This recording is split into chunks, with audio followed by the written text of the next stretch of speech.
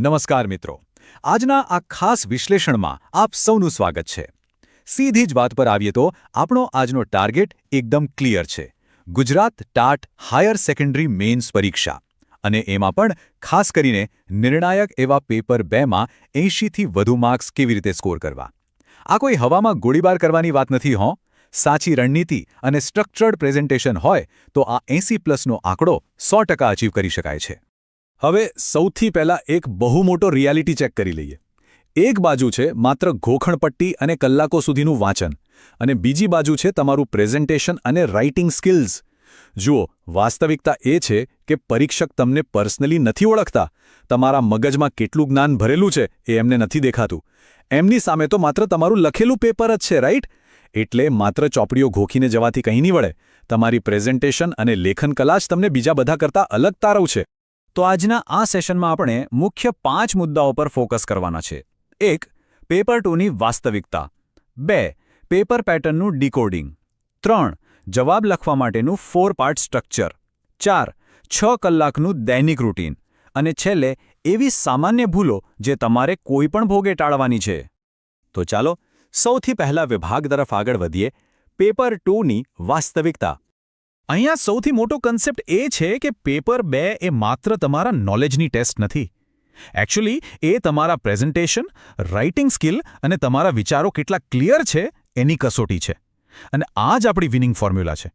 તમારી પાસે કાચું જ્ઞાન ગમે તેટલું હોય, પણ જો એને પેપર પર સુંદર અને સ્પષ્ટ રીતે ઉતારતા ના આવડે તો માર્ક્સ કપાવાના જ છે. આ ત્રણેય વસ્તુઓ ભેગી થાય એટલે સમજો તમારું કામ થઈ ગયું. હવે વાત કરીએ બીજા વિભાગની, પેપર પેટર્નનું ડીકોડિંગ. તમને ખ્યાલ જ છે કે પેપરમાં મુખ્યત્વે 4 પ્રકારના પ્રશ્નો આવે છે. પણ અહીં ધ્યાન રાખવા જેવી બાબત એ છે કે આ ચારેય પ્રકારના પ્રશ્નો માટે તમારે એકદમ અલગ વ્યૂહરચના વાપરવી પડશે. એક જ લાકડીએ બધાને હાંકી નહીં શકાય. આના માટેનો ગોલ્ડન રૂલ એકદમ સિમ્પલ છે. જ્યારે તમે લાંબા અને વિસ્તૃત જવાબો લખી રહ્યા છો ત્યારે કડક ટાઈમ મેનેજમેન્ટ હોવું જ જોઈએ. તમારે સતત ઘડિયાળ પર નજર રાખવી પડશે.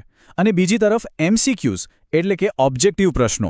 અહીંયા 100% એક્યુરેસી જ તમને પૂરા માર્ક્સ અપાવશે. ત્યાં કોઈ અંદાજો નહીં ચાલે. ચાલો હવે ત્રીજા અને બહુ જ અગત્યના વિભાગ પર જઈએ, 4 પાર્ટ આન્સર સ્ટ્રક્ચર. કોઈપણ લાંબો જવાબ લખો એને આ 4 ભાગમાં જ વહેંચવાનો છે. પહેલું સ્ટેપ, એક સરસ પ્રસ્તાવના. બીજું સ્ટેપ, તમારા મુખ્ય મુદ્દાઓ. ત્રીજું સ્ટેપ, વચ્ચે કોઈ ઉદાહરણ કે આકૃતિ મૂકો. અને ચોથું સ્ટેપ, એક સચોટ નિષ્કર્ષ. બસ આટલું જ. આ સ્ટ્રક્ચરથી તમારો જવાબ એટલો પ્રોફેશનલ લાગશે કે પેપર ચેક કરનારનો થાક ઉતરી જશે અને એ તમને ખુશીથી માર્ક્સ આપશે. આમાં એક બીજું બહુ જ મોટું સિક્રેટ છે, કીવર્ડ મેજિક. તમને શું લાગે છે એક્ઝામિનર તમારો આખો જવાબ લાઇન બાય લાઇન વાંચતા હશે? જી ના. તેઓ માત્ર મુખ્ય શબ્દો સ્કેન કરે છે. એટલે જે પણ અગત્યના શબ્દો હોય એની નીચે અંડરલાઇન કરવાનું ક્યારેય ના ભૂલતા. અને હા, સ્પષ્ટ અને પ્રોફેશનલ હેડિંગ્સ ચોક્કસ આપવા.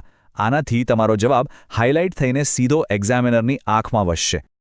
બીજું એક બ્રહ્માસ્ત્ર છે, છેલ્લા 5 વર્ષના અગાઉના પ્રશ્નપત્રો એટલે કે PYQs. જવાબોમાં ભાષાનો ફ્લો કેવો હોવો જોઈએ અને કયા ટોપિક્સ વારંવાર પૂછાય છે એ સમજવા માટે આ પેપર સોલ્વ કરવા બહુ જ જરૂરી છે. આનાથી તમને એક્ઝેક્ટ આઈડિયા આવશે કે પરીક્ષક તમારી પાસેથી શું અપેક્ષા રાખે છે. હવે આગળ વધીએ વિભાગ 4 તરફ. 6 કલાકનું દૈનિક રૂટીન. જો તમારે 80+ લાવવા છે તો તમારો દિવસ આ રીતે વહેંચાયેલો હોવો જોઈએ.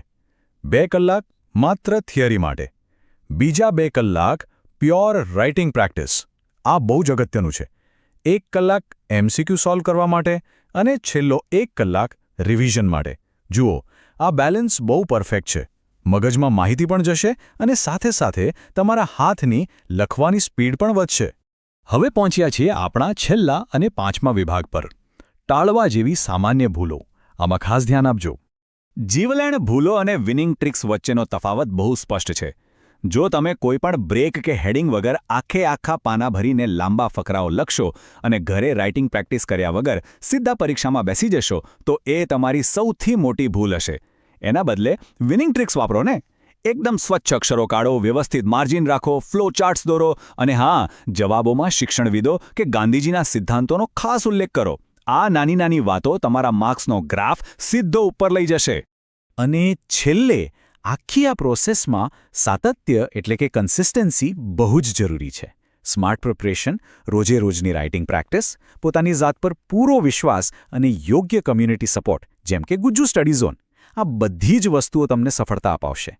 રોજે રોજ સાચી દિશામાં માર્ગદર્શન મેળવતા રહેવું બહુ જ જરૂરી છે. તો હવે આટલું બધું સમજ્યા પછી છેલ્લો સવાલ. આગામી પરીક્ષા માટે તમારો ફાઇનલ ટાર્ગેટ સ્કોર શું છે? રસ્તો અને રણનીતિ બંને હવે તમારી સામે એકદમ ક્લિયર છે. હવે બસ પૂરા ઉત્સાહથી એને ફોલો કરવાની શરૂઆત આજથી, ના, અત્યારથી જ કરી દો. મહેનત કરતા રહો, શીખતા રહો અને બસ આગળ વધતા રહો.